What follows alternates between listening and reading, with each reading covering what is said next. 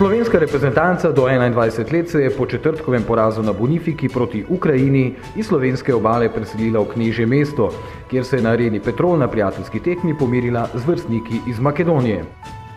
Selektor Primož Gliha je glede na obračun z Ukrajino opravil dve menjavi v udarni postavi. Namesto Kastrevca in Hotiča sta srečanje tokrat pričela Vanca Špožek in Bajde. Prvi polčas v Celju je ponudil malo priložnosti. Slovenija je bila več pri žogi, gostje so igrali disciplinirano v obrambi in prežali na hitre protinapade. V 11. minuti tekme prva priložnost za Slovenijo, ko je sprožil Rudi Vanca Špožek v okvir vrat nasprotnika, a brez težav za vratarja Makedonije Dejana Ilijeva, ki velja za izvrstnega vratarja, člana tudi londonskega Arsenala. V 14. minuti, torej nekaj trenutkov kasneje, so Makedonci imeli protinapad in ko je bil vratar Slovenije Gregor Zabret skoraj da že premagan, pa je Nafiu sprožil mimo vrat. V 25 minuti potem strel Rudija Vanca Špožeka, ponovno prek gola nasprotnika, v 40 minuti še strel Zajca. Slovenija je takrat prišla le do udarca iz kota, potem pa 42. minuta, ko so Makedonci prišli do vodstva. Filip Pivkovski je lepo preigral, sprejel ga je Ejup, napadalec Makedonije, potem našel prostor, sprožil proti prvi vratnici, zadev okvir gola Slovenije, žoga se je odbila od vratarja Zabreta in končala za njegovim golom, torej obilico smole za slovensko reprezentanco. Makedonija pa je dobila prvi polčas v Celju z 1-0.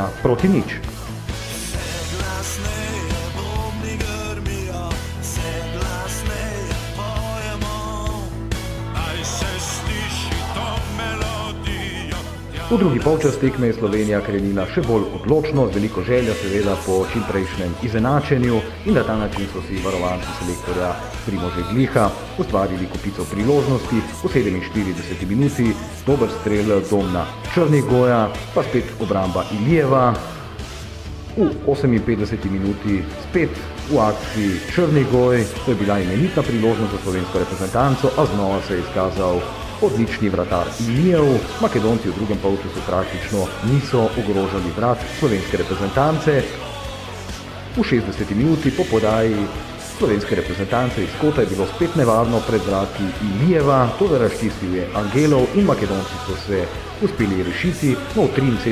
minuti srečanja pa vendarle nagrajena igra slovenske reprezentance. Po podaji Črnigoja z desne je za 1-1 zadev Alen Ožbolt, 18-letni nogometaš Domžal, in na ta način dosegel svoj prvenec v dresu slovenske mlade reprezentance.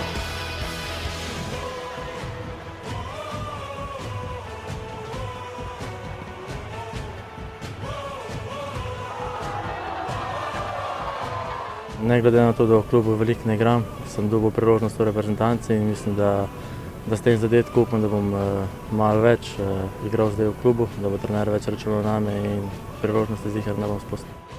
Občutki so zelo dobri, predvsem, da sem pri teh letih že zdraven. Sicer pa težka tekma in v tej tekmi bo najbolj pomembno to, da smo remizirali, da nismo še drugi zapored izgubili in da bomo šli lahko bolj samozavestni naprej. Do konca tekme sta oba selektorja, glede na to, da je bil obračun prijateljske narave, opravila številne menjave. Slovenija je vse bolj pritiskala, želela priti do zmage, Makedonci pa so z borbeno igro zdržali do konca in izid torej v Celju 1-1 proti težkemu nasprotniku, in po porazu proti Ukrajini pa je nogometaš Alen Ožbolt srečanje videl takole. Ekipa se vidi, da še ni uigrana, to je popolnoma nova generacija.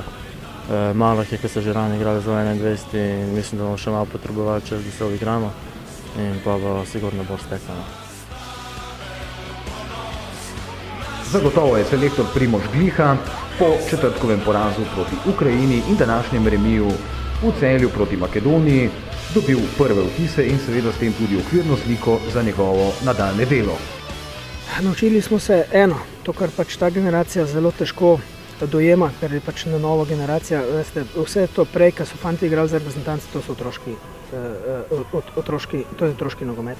To so profesionalci. Mi igramo članski nogomet, mi igramo nogomet, v katerem fanti igrajo na najvišjem nivoju. Poglejte, vratar Makedonije je član Arsenala, ampak ne tistih otroških generacij, ampak to je že član, ki prejema velike honorarje za svoje delo, to pomeni, da je zelo dober.